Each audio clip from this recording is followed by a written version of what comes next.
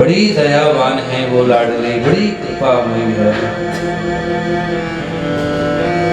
मेरे भाई बहन, इतनी बड़ी कृपामयी है, इतनी बड़ी कृपामयी है कि उसका कोई वर्णन नहीं कर सकते, उसके लिए शब्द नहीं है। भक्तमाला में एक कथा मिलती है कि एक बार एक नीच जाति का प्राणी और बरसाने से नंदगांव गया। नंदगांव गया तो नंदगांव में किसी ने कुएं पर खड़े होकर के कहा, भैया अरे बड़ी जोर की गर्मी पड़ रही है, प्यास लगी हुई होगी, थोड़ा जल पी लो।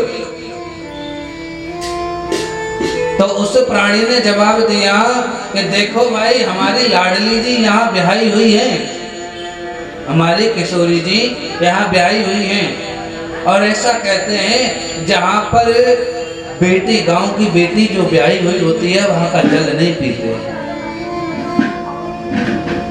और तो एक प्राणी कहने लगा, रे ये तो बहुत पुरानी बातें हैं, अब छोड़ी है, आजकल तो पानी तो बहुत दूर की बात है, भोजन कर लेते हैं, आप जल पी लो। बोले नहीं नहीं, मैं जल नहीं पी सकता।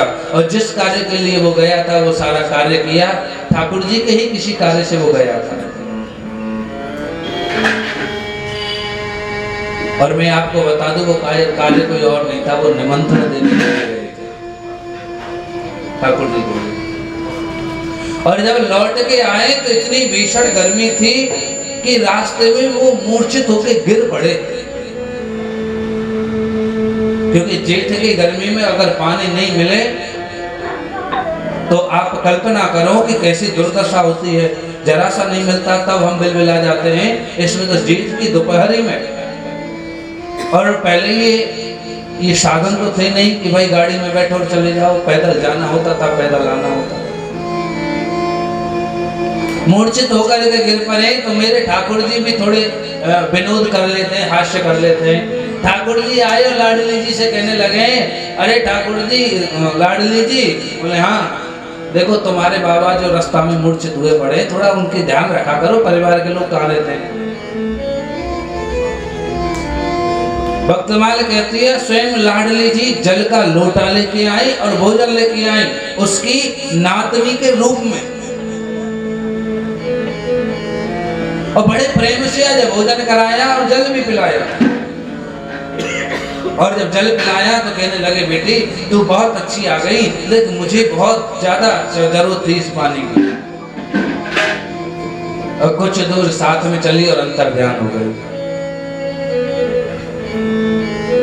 और जैसे ही वो अपने घर आया और जिस नातनी के रूप में लाडली जी भोजन लेके गई थी, वही नातनी भोजन का थाल लेके दोबारा आ गई। बाबा लो भोजन कर लो। बोले बेटे तू अभी तो मुझे करा के आई है।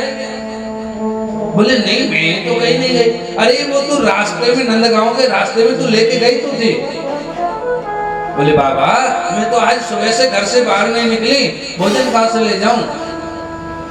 आज मेरे भाई बहन बहुत रोया, और श्री जी के महल के नीचे ठाड़े होके इतना रोया है, लाडली तुझे यदि कृपा करनी ही तो कम से कम ऐसी कृपा करती, मैं पहचान तो लेता।